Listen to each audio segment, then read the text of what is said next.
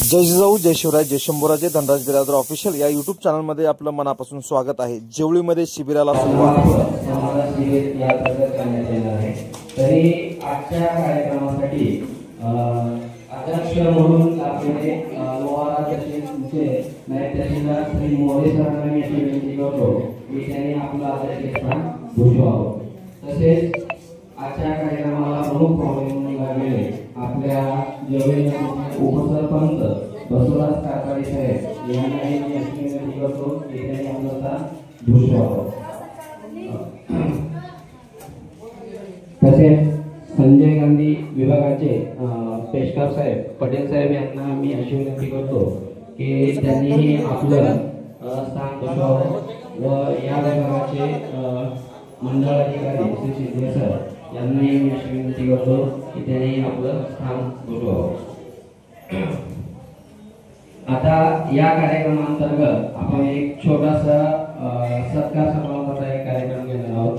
त्यानंतर मग आपल्या कार्यक्रमाची पुढील रूपरेषा ठरेल. सत्कार करण्यासाठी या विभागाचे तलाठी जमादार सर यांना मी आमंत्रित करतो की त्यांचा सत्कार करण्यात यावा.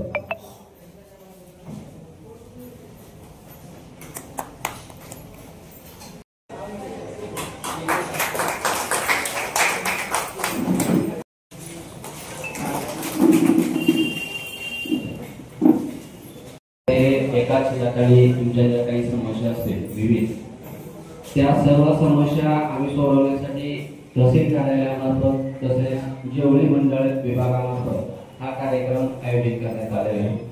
आपण आपल्या ज्या काही समस्या आहेत त्या समस्या त्या विभागावाईज आलेल्या अधिकारी कर्मचारी आहेत तुम्ही त्या काही मांडू शकता आणि त्या समस्या सोडवून घेऊ शकता. आम्ही हे तुम्हाला मदत त्याबद्दल करणार आहे. सर्वप्रथम प्रत्येक विभागाची जी काही आमची माहिती असेल तर ती माहिती तुम्हाला प्रथम विभागातील अधिकारी किंवा कर्मचारी तुम्हाला देतील. त्यासाठी सर्वप्रथम मी पटेल सर यांना संजय गांधी विभागाचे पेशकार पटेल सर यांना मी आता विनंती करतो की त्यांनी आपल्या विभागाची माहिती ग्रामस्थांना द्यावी.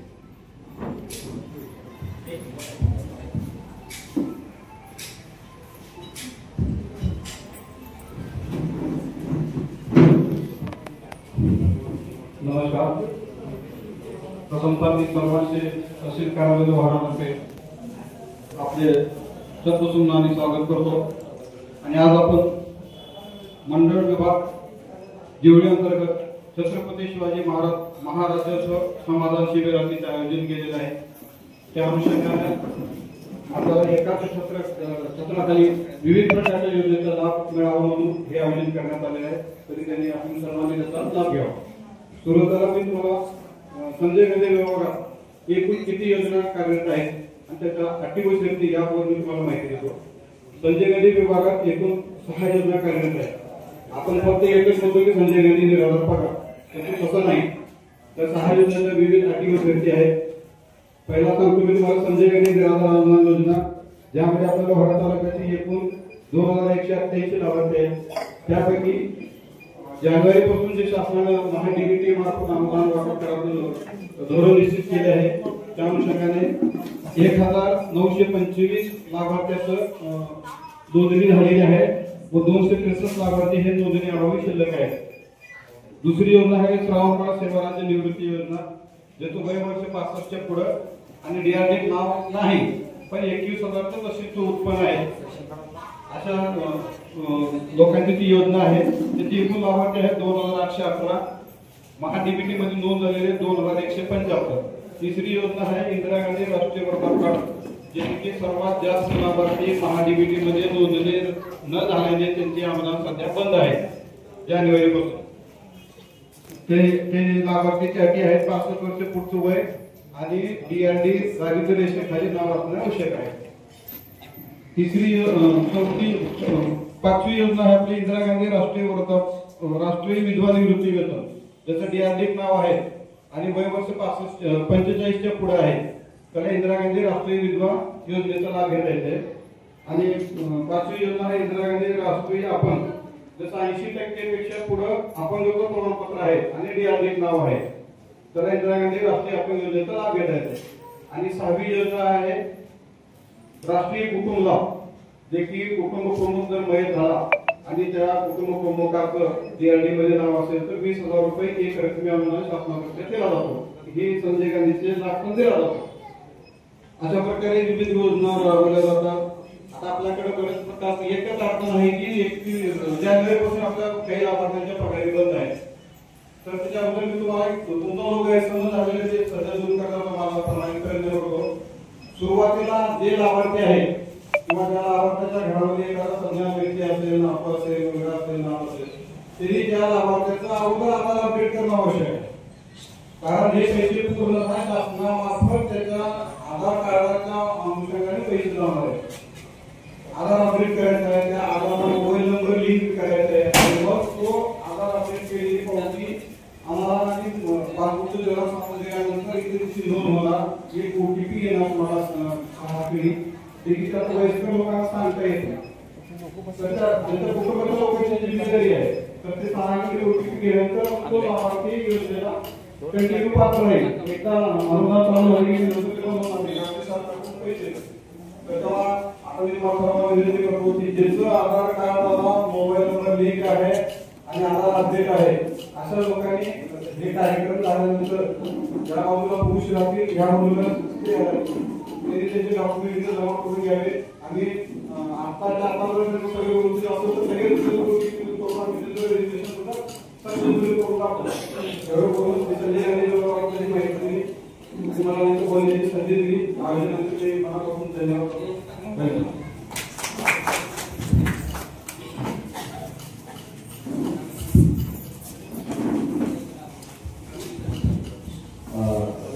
धन्यवाद. पटेल साहेबांनी आपल्याला 6 योजनेची माहिती दिली आणि त्याच्यामध्ये तुम्हाला आधार कार्ड बँकेची आणि आधार कार्डला मोबाईल लिंक करायचा आहे. त्यानंतर तुमच्या जे काही वृद्धी वेतन असेल किंवा पगारी असेल तर त्या होणार आहे. त्याप्रमाणे तुम्हाला ते सांगितल्याप्रमाणे कारवाई करायची. त्यानंतर मी शिंदे सर या जेवढे मंडळ विभागाचे मंडळ अधिकारी शिंदे सर यांना मी अशी विनंती करतो की त्यांनी आपल्या शेत रस्त्याची माहिती देण्यात यावी.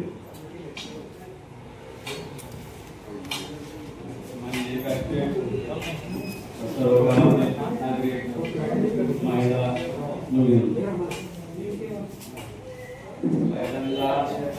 कसा करायचा आणि कसा आढळला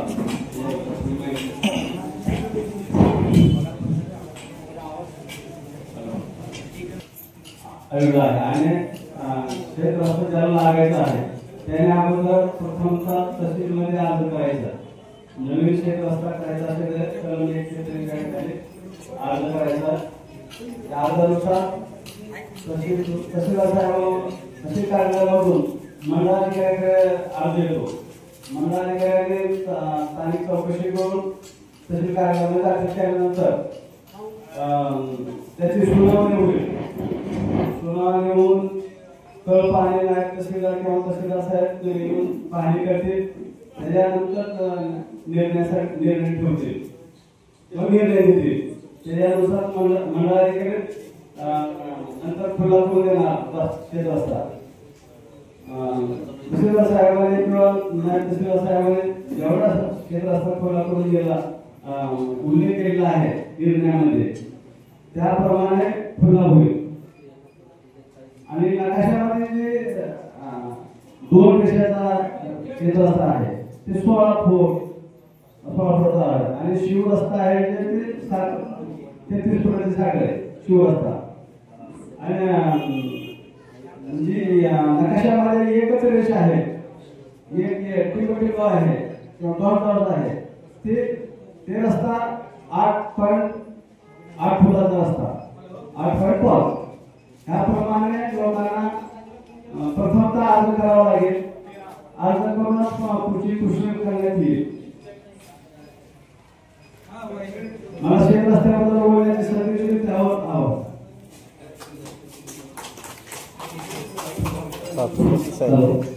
धन्यवाद. यानंतर तुम्हाला मावळातला आपला व्यक्ती तलाठी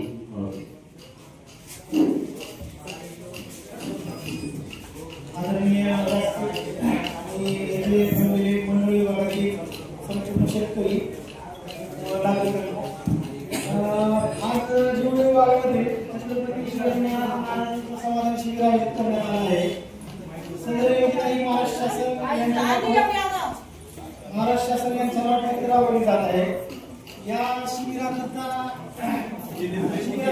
आमच्यासाठी मार्गदर्शन म्हणून जिल्ह्याचे जिल्हाधिकारी साहेब श्री कुमार सर, आपले डिव्हिजनचे विभागीय अधिकारी श्री शेवाळे सर आणि तहसीलदार श्री रणजित कोळेकर सर यांच्या मार्गदर्शनाखाली आपण हा कार्यक्रम पार पाडत आहोत. आज मी तुम्हाला ॲग्रिस्टॅक या महत्वाकांक्षी योजनेसंदर्भात काही माहिती देणार आहे. ॲग्रिस्टॅक योजना ही महाराष्ट्र शासन आणि केंद्र शासन यांच्या संयुक्त विद्यमानाने अंमलात आली आहे. जसं की आपल्याला प्रत्येकाला युनिक आयडी म्हणून आधार कार्ड जसा काढला आहे, ज्या आधार कार्डाचा नंबर टाकल्यानंतर तुमचं डिटेल पूर्ण येऊ शकतं एखाद्या सिस्टीमवर. तुम्ही कुठं राहता, तुमचं वय किती आहे, तुमची जन्मतारीख किती आहे आणि त्या आधार कार्डच्या बेसवर तुम्हाला प्रत्येक योजनेसाठी पात्र केलं जातं. तसंच ॲग्रिस्टॅक योजना आपल्याकडे आली आहे. रजिस्ट्रेशन चालू CSC केला म्हणतो. तो एक शेतकरी ओळख आहे प्रत्येकाची आणि तो युनिक आयडी आहे. प्रत्येकाला हा युनिक आयडी वेगवेगळा आहे. जसं आधार कार्ड वेगवेगळा आहे, प्रत्येकाचा एक युनिक आहे जे की कुठं शेअर होऊ शकत नाही.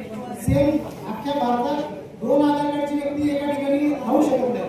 तसं एक प्रत्येकाला एक युनिक शेतकरी आयडी बनणार आहे. त्या युनिक शेतकरी आयडीमध्ये तुमच्या सातबाऱ्याबाबतची संपूर्ण माहिती, तुमचं क्षेत्र याबाबत तुमची पूर्ण माहिती अपलोड केली जाणार आहे आणि त्या अंतर्गत तुम्हाला पीक कर्ज असो, नैसर्गिक आपत्ती आणि त्याचा नुकसान भरपाई असो, PM किसानची जी काही सरकारी तुम्हाला PM किसानचा लाभ मिळतो, त्या PM किसानचा लाभ हे सगळं एका छताखाली तुम्हाला मिळण्यासाठी शासनाने ही योजना आज आणली आहे. यामध्ये मागच्या काळात काही व्यवहारासंदर्भात थोडी अडचण होती, सर्व्हरचा प्रॉब्लेम होता, परंतु आता सर्व्हरचा प्रॉब्लेम पूर्णपणे सॉल्व्ह झालेला आहे. काही सामायिक खातेदाराची थोडीफार अडचण आहे, परंतु जे वैयक्तिक खातेदार आहेत त्यांची काही अडचण नाही. आणि आपल्याला वाटते अजून बरेच शेतकरी राहिलेले आहेत जे फार्मर आयडी काढायचे. आणि आता इथून पुढे जसं की आता परवा योजना आली होती बियाणा संदर्भात, जर तुमचं फार्मर आयडी असेल तरच तुमचं ऑनलाईन होतं बियाणा संदर्भात, पण नंतर ते सर्व्हरला चालल्यामुळे ऑफलाईन अर्ज करते. तसंच आता हे पुढे पण तुम्हाला या गोष्टीला अभ्यास करावा लागणार आहे. त्याच्यामुळं प्रत्येकानं आपला फार्मर आयडी काढून घेणं हे खूप गरजेचं आहे आणि महत्वाचं आहे. त्याच्याशिवाय तुम्हाला कुठल्याही योजनेचा लाभ भेटणार नाही. त्यामुळं याकडे आपण स्वतःहून लक्ष देऊन आपला फार्मर आयडी लवकरात लवकर काढून घ्यावं अशी एक विनंती करतो. त्यानंतर अजून एक अशी योजना आहे की स्वतःच्या सातबाऱ्यावर स्वतः पीक पाणी करायचं. ही बऱ्याच दिवसापासून आपली पीक पाण्याची योजना चालू आहे. बरेच शेतकरी पीक पाणी करत नाही, कारण आता असं झालंय की तुमचा सातबारा तुम्हाला नोंदवायचा आहे पीक पाण्यामध्ये. त्याच्यामुळे फायदा असा होणार आहे की तुमच्या शेतामध्ये ऍक्च्युअल काय पीक आहे, पुढच्या आहेत तिकडे आले की नाही हे तुमच्या हातात आहे. त्यामुळं ही पीक पाणी संदर्भात सुद्धा आपण आता खरीपाची पेरणी झाल्यानंतर ही पीक पाणी चालू होईल 15 तारखेनंतर. त्यामुळे आपल्या शेताचं पीक आपल्याला प्रत्येकाला नोंदवायचं आहे. ऍप खूप सोपं आहे, साधा शेतकरी तो वापरू शकतो, काही अडचणी येणार नाही. काही अडचणी आल्या आमच्या हॉस्पिटलला राहायचं त्याच्यामध्ये त्या ठिकाणी संपर्क साधला तरी काही अडचण नाही. पीक पाणीमध्ये एकंदरीत 3 पीक पाणी होतात. एक खरीपाची होते, एक उन्हाळी होते. खरीपाची आता 15 तारखेला चालू लागली, त्याच्यानंतर 15 फेब्रुवारीला रब्बीची होईल. आणि उन्हाळी पीक पाणीमध्ये जे काही 12 महिने शहरामध्ये पीक आहे, जसं की केळी आहे, द्राक्षे आहे, हे आपल्याला उन्हाळ्यामध्ये ह्याच्या संपूर्ण वर्षामध्ये पीक पाणी करायचं. तर यामध्ये सुद्धा ॲप सोपं आहे, सगळ्यांनी करावं असं मी या कार्यक्रमाच्या माध्यमातून ॲग्रिस्टॅक आणि पीक पाणी संदर्भात आपण सर्वांनी आपलं त्यामध्ये रजिस्ट्रेशन करून घ्यावं असं आवाहन करतो. आणि आता बोलण्याची संधी घेतली त्याबद्दल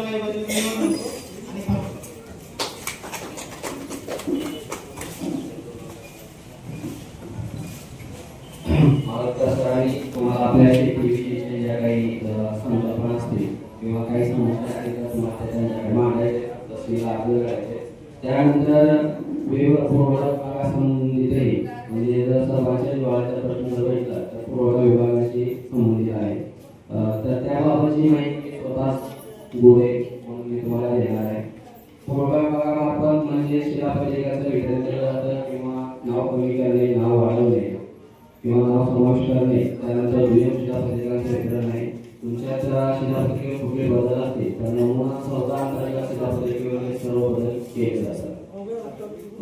या सर्व गोष्टीबरोबर शिधापत्रिका वितरित केल्यानंतर आपण आज किंवा आजच्या काळामध्ये जर ऍप्लिकेशन किंवा सर्वात अचूक पद्धतीने काम करायचं म्हणलं तर सध्या आधार कार्डाला सर्वच गोष्टी संलग्नित करण्यासाठी किंवा जोडण्याकरिता आपल्याला सांगितलेले आहे आणि त्याकरिता प्रत्येकाचं आधार श्रेणी होणं हे काम गरजेचं आहे. त्यामुळं पुरवठा विभागामार्फत 2012 पासून आधार श्रेणीचं काम केलं जाते. आजपर्यंत आपलं आधार श्रेणीचं काम 80% वर झालंय. तरी या लोकांचे आधार कार्ड नसतील किंवा काही प्रॉब्लेम असतील तर त्यांनी आपल्या आधार केंद्राला भेट देऊन तुम्ही आधार आधी कार्ड व्यवस्थित करून घ्या आणि नंतर मग पुरवठा विभागाशी संपर्क साधून तुमचा आधार कार्ड प्रमाणित करून घ्या. त्यानंतरच तुम्हाला धान्याचे लाभ किंवा इतर कुठलेही लाभ तुम्हाला दिले जातील. समजा संजय गांधीचा जरी तुम्हाला लाभ द्यायचा असेल तर तुम्हाला शिधापत्रिका माहितल्यानंतर आता तुमचं आधार कार्ड शिधापत्रिकेशी संलग्नित केलेलं असेल तर ते त्यांच्या लिंकला दिसून दिसेल आणि मग ते क्लिअर होईल. त्यानंतर मला महात्मा फुले नावाची योजना ही आमच्या विभागामार्फत तसंच आरोग्य विभागामार्फत जी राबवली जाते त्यावेळेला सुद्धा तुम्हाला एक 800 नंबर म्हणजे रेशन कार्ड नंबर मागवला जातो. तो रेशन कार्ड नंबर हा केवळ आणि केवळ आपला आधार कार्ड त्या रेशन कार्डाशी जोडल्यानंतरच तो नंबर प्राप्त होतो आणि त्या नंबरच्या आधारे तुमचं कार्ड कुठे आहे कोणत्या योजनेत आहे हे शासनाला किंवा संबंधित विभागाला समजलं जातं आणि तेव्हा तुम्हाला ती योजनेत तुम्हाला पात्र ठरवलं जातं. त्यामुळे तुम्ही आधार श्रेणी करणं गरजेचं आहे. तसंच आधार श्रेणी बरोबर तुमचा जो मोबाईल नंबर आधारशी तुम्ही संलग्नित केलेला आहे किंवा जोडलेला आहे तोच आधार नंबर सुद्धा त्या शिधापत्रिकेशी तुम्हाला संलग्नित करून घ्यायचा आहे जेणेकरून भविष्यात काही प्रॉब्लेम आले असतात तुम्हाला त्याच्यावरती संपर्क साधतील आणि तुमचं पुढे काम सुलभ होईल. त्यानंतर सर्वात महत्त्वाचं म्हणजे आता असं झालंय की ई-केवायसी नावाचा हा एक नवीन प्रकार आपल्याला आलेला आहे. ई-केवायसी का करायची तर शासनाने जे योग्य लाभार्थी आहेत त्या योग्य लाभार्थ्यापर्यंत किंवा योग्य लाभार्थ्याला ती योग्य माहिती किंवा योग्य जे लाभ आहे शासनामार्फत दिले जातात तर त्याच लाभार्थ्याला त्याचाच लाभ व्हावा त्या योजनेचा लाभ देण्यात यावा याकरिता आपल्याकडे ई-केवायसी करण्यासाठी शासनाने धोरण राबवून दिले आहे. आतापर्यंत आपल्याकडे वेळोवेळी शासनाने ई-केवायसी करण्यास सांगितले आहे. त्यानंतर पुरवठा विभागाची जी ई-केवायसी आहे त्यासाठी शासनाने मुदत 30 जून पर्यंत दिलेली आहे. आपल्यापैकी काही लाभार्थी या गावात असतील तर आमचे रास्तभाऊ दुकानदार इथे जमलेले आहेत. त्याच्याकडे ई-पॉस मशीन आहे. त्या ई-पॉस मशीनवर तुम्ही जाऊन त्याचे संपर्क करून अंगठा लावून तुम्ही तुमचं ई-केवायसी करून घ्या. अन्यथा तुम्हाला 30 जूनच्या नंतर धान्य मिळणार नाही असे शासनाचे स्पष्ट निर्देश आलेले आहेत. जसं की या अगोदर आधार कार्ड पॅन कार्डला आधार कार्ड संलग्न करायला सांगितलं होतं परंतु ते त्यावेळेला नाही केलेलं आहे. आज 1,000 लावला गेलेला आहे. तसंच पुढे काहीतरी शासन घेऊ शकतं. त्यामुळे जवळजवळ सर्वच लोकांनी ई-केवायसी करावी. ज्या लोकांना ई-केवायसी करण्याकरिता रस्ताभाव दुकानदारांकडे जाणे शक्य होत नसते अशा लोकांनी मेरा ई-केवायसी नावाचं एक ॲप आलेलं आहे. ते प्ले स्टोरवरून डाउनलोड करा आणि तुम्ही तिथेही पुढे विचारलेल्या प्रश्नांची उत्तरे देऊन तुम्ही तुमचं ई-केवायसी घर बसल्या करू शकता किंवा आधार फेस आरडी या 2 ॲपच्या आधारे आपण आपल्या घरात मोबाईलवरती सुद्धा ई-केवायसी पूर्ण करून घेऊ शकता. परंतु ई-केवायसी करत असताना एक मुळात अडचण अशी झालेली आहे की तुमच्या नावावरती आणि आधार कार्डाच्या रेशन कार्डावरती आणि आधार कार्डावरच्या नावामध्ये बदल आहे तर ते दोन्हीही बदल आधी पूर्ण करावून घ्यावे आणि नंतर तुम्ही ई-केवायसी केला तर तुमच्या ई-केवायसीला अप्रूव्हल देणं योग्य होईल आणि ते सुकर होईल. अशा प्रकारे प्रत्येकाने आपापलं काम करून घ्या आणि तुम्ही जर आम्हाला सहकार्य केलं तर आम्ही तुम्हाला योग्यरित्या सर्व योजनांचा लाभ देण्यास मदत होईल.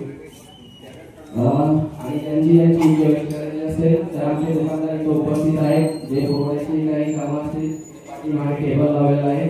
तुम्ही तिथेही तुमच्या समस्या सांगा आम्ही ते क्लिअर करून देऊ.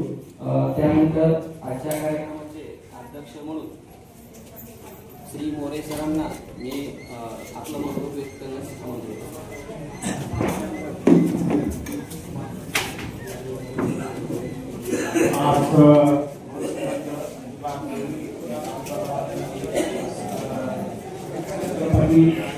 राम शिबिर अंतर्गत या समस्या एका ठिकाणी त्वरित समाधान करण्यासाठी या अंतर्गत जिवंत सातबारा, पीएम किसान, संजय गांधी, निराधार पालकमंत्री पालक रस्ते, सातबारा, फेरफार नोंदणी, भाषा नोंदणी, फेरफार प्रगती प्रकरणे, जात प्रमाणपत्रे, शिधापत्रिका वापर या कार्यालयात आणि जिल्हा आणि उपविभागाधिकारी शेवाळे साहेब आणि तहसीलदार द्वारा गोयकर साहेब यांच्या वतीने मी नायब तहसीलदार श्री मोरे उपस्थित आहेत. तरी या सर्व त्याचा लाभ घ्यावा एवढे बोलून दोन शब्द संपवतो.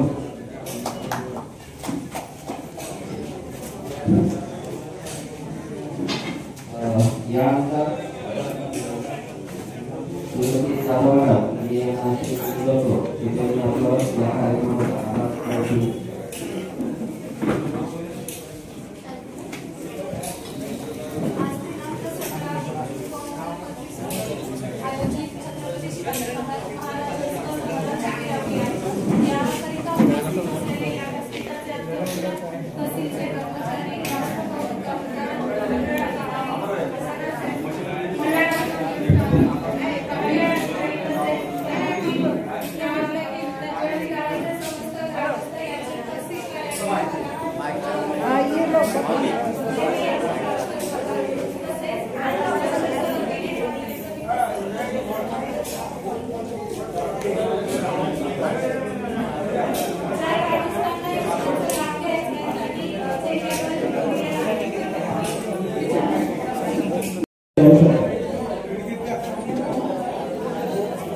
सर्वांनी बसून घ्या. थोडा वेळ 2 मिनिट बसून घ्या. 2 मिनिट बसून घ्या. तुमच्याच फायद्याची काम आहेत. 2 मिनिट बसून घ्या जरा. या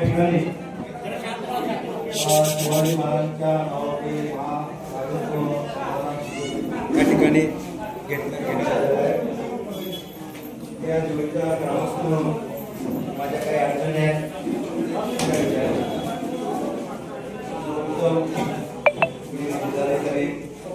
पूजा साहेब, शेवाळे साहेब, गोयकर साहेब यांच्या ठिकाणी शिबिर या ठिकाणी गेलं.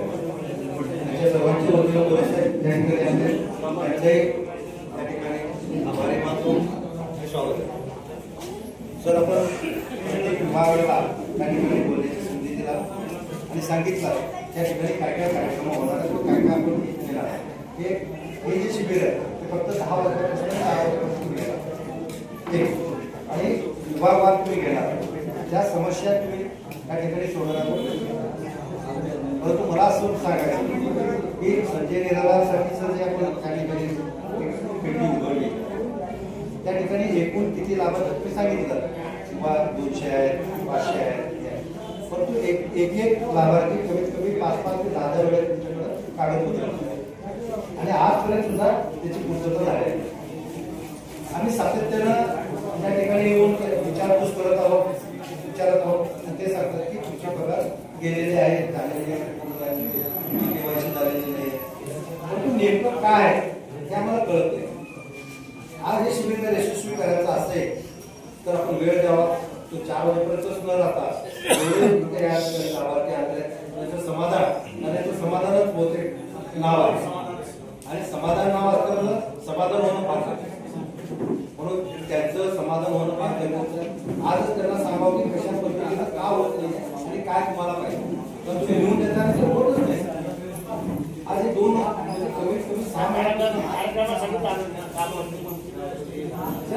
तुम्हाला त्याला पालिकेला पुढे लागतात. हे कलेक्टर साहेबांचं आणि तहसीलदार साहेबांचं म्हणणं प्रत्येक मंडळात घेण्यात यावं. ही वेळ थोड्यासाठी दिलेली आहे. परंतु आम्हाला माहिती असेल की हे कशा पद्धतीने केलं जातं आणि फोटोग्राफी करून जवळजवळ निघून जातं. आमचं ऐकून जरी घ्या काय तर तुम्ही समाधान करण्यासाठी आलेलं आणि समाधान जर होत नसेल तर मग फोटोग्राफी करून समजून जा. कारण आभार तर तुम्ही मांडलेलाच आहे. कार्यक्रम संपला ना, आभार मानला म्हणजे कार्यक्रम संपला काय. हा सुरुवात होणार आहे कार्यक्रमाचं जे हे 4 वाजता. तर त्या पद्धतीनं सर्वांचे कामं होणे गरजेचे आहे. आणि महसूल कार्यालय घेतलेलं हे अवलंबन कार्यक्रम तुम्ही सांगा की शेत रस्ते कमीत कमी 2-3 वर्षापासून पेंडिंग आहेत. लोक येतात तुमच्याकडं इतके हेरपाटे करतात काही ठिकाणी पुरवठ्यात तर मग काय विचारायचं किती ठिकाणी किती वेळेला तुमच्याकडे आलेले असतात. तर हे समाधान शिबिराच्या निमित्तानं हे सगळे तुम्ही समाधान खरोखरच मनापासून समाधान होणार आणि मनापासून समाधान जर करून गेला तर आम्ही तुमचं तिथे येऊन घेतो. कारण 100 जर या ठिकाणी तक्रार आल्या किमान 60 तरी त्यांचं समाधान 100 पैकी कमीत कमी 60. आम्ही म्हणत नाही 100 पैकी 100 काय कमीत कमी. कारण परत त्याला हे पाठवा तुम्ही कागद घ्या आणि परत तिथे या असं म्हणू नका. तर इथल्या इथं जर सोडवण्याचा आपण प्रयत्न केला तर जास्त चांगलं. त्या रोडच्या बाबतीत सुद्धा तेच या ठिकाणी बरेच जण आपले कार्ड घेऊन आलेले आहेत. तर त्यांचंही समाधान कशा पद्धतीनं तेही करावं. त्या ठिकाणी कृषी खात्याचे पण आलेले आहेत. तर कृषी खात्यानं आता काय तुमच्याकडे काय गोल आहे तुम्ही लेट आल्यामुळं तुम्ही सांगू शकला नाही. तुमच्याकडे काय फेरफार वगैरे तुमच्याकडे असं त्याच्यावर तराडीचं आणि तराडीचं फेरफार आहेचं आणि अनेक फेरफार तुमच्याकडे आणून दिलेले आहेत. आमच्या गुन्ह्यागावच्या अनेक समस्या आहेत आणि तुम्हाला सातत्यानं दिलेलं आहे. ते काम हात आम्ही तुम्हाला रेस्ट आणून दिलं परंतु त्या रेस्टचं समाधान आमचं आचरण झालं. तर ते समाधान आजच्या निमित्तानं झालं तर फार तुमच्याकडे आम्ही सातबारे आणून दिले रेस्ट आणून दिलेले आणि त्याचं जर समाधान नाही झालं तर आम्हाला वाटतं की हे जे शिबिर घेतले जातं वर्षाला पण घेतो आणि वर्षाला घेतो ना. आणि कालावधी दिला जातो 10-8 दिवसाचा. इतर 21 आहे काय तर 8 दिवस दिल्यानंतर सुद्धा हे काम होत नाही. तर समाधान हो एवढीच अपेक्षा आहे. त्याच्यामध्ये वारसाचे मंदिर वगैरे आहे. तर त्या जे काम आहे ते वेळेत जर झाले लोक येतात आणि एवढे लोक येतात. आता होणार काय असेल तर इथं शिस्त नाही असं मला वाटतं की कशा पद्धतीनं शिस्तीने लोक राहते.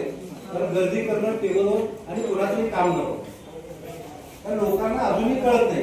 कारण परवा आपण तहसीलमध्ये आलो होतो आणि आमदार साहेब होते त्या दिवशी आणि त्या दिवशी लोकांनी इतकी गर्दी केली की तुम्हालाही कळलं नाही नेमकं त्यांचं काय आहे. त्याचे सगळ्याचे पेपर्स घेतला परंतु आजपर्यंत त्याचे पगारे आजपर्यंत आले. एकेकाला अक्षरशः म्हणजे चालता येत नाही. इतक्या म्हणजे 60-65 वर्षाच्या पुढच्या ज्या महिला आहेत त्या अक्षरशः रडतात आणि त्यांचं काम होत नाही. तर ते काम होणं फार गरजेचं आहे. तरच खऱ्या अर्थानं समाधान शिबिर सार्थक होईल असं मला वाटतं. ते सार्थक होण्यासाठीच आपण शिबिर अतिशय कारण मोरे साहेब मला माहिती आहे अतिशय चांगला आहे. आणि मला कोर्टामध्ये जे मॅडम आहेत कोण जाधव मॅडम त्यांचंही नाव म्हणजे घेतलं जातं की त्यांनी आल्यापासून प्रगती होत झालेली आहे. तर मॅडम हे नाव निघत असतं जेव्हा आपण काम करतो आणि लोकांचे समाधान ज्यावेळेस होतं त्यावेळेस लोक बाहेर बोलतात की ते साहेब आल्यापासून त्या ठिकाणी ह्याच्यामध्ये जे आहेत संजय गडामध्ये त्या साहेबांना सुद्धा थोडंसं नाव निघायला लागलं मग गेल्यानंतर आम्हाला समाधान करतात. पण नुसतं समाधान करणार असेल तर ते ह्याच्यामध्ये प्रत्यक्ष ह्याच्यामध्ये उतरलं तर जास्त चांगलं. आणि ज्या महिला तुमच्याकडे म्हणजे 60 वर्ष त्यांना रडू देऊ नका. त्याच्या डोळ्यातून आसरू येऊ देऊ नका. एवढीच अपेक्षा या ठिकाणी करतो आणि मी 2 शब्द संपवतो. गरजेचं होतं आणि आपण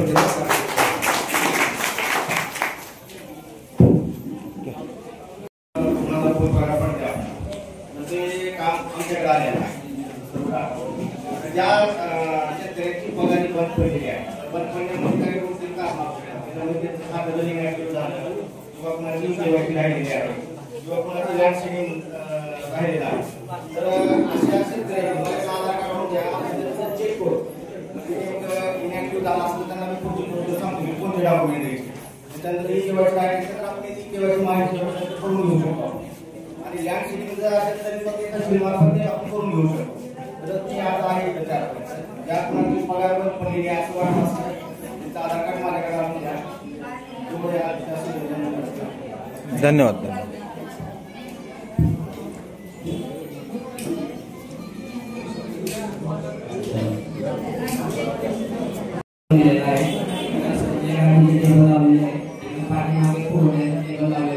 तसेच आमचे रास्ताभाव दुकानदार पुरवठा विभागाचे ई-केवायसी करण्यासाठी आपापले ई-पोस्ट घेऊन आलेले आहेत. ज्यांची ई-केवायसी करायची राहिलेली आहे त्यांनी दुकानदारांकडे जाऊन ई-केवायसी करण्यात यावी आणि ज्यांना पुरवठ्याचे इतर काही समस्या असतील त्यांनी पाठीमागे आणि इकडे सुद्धा जर येऊन विचारला तर तुम्हाला आम्ही तुमच्या समस्यांचं निराकरण करू.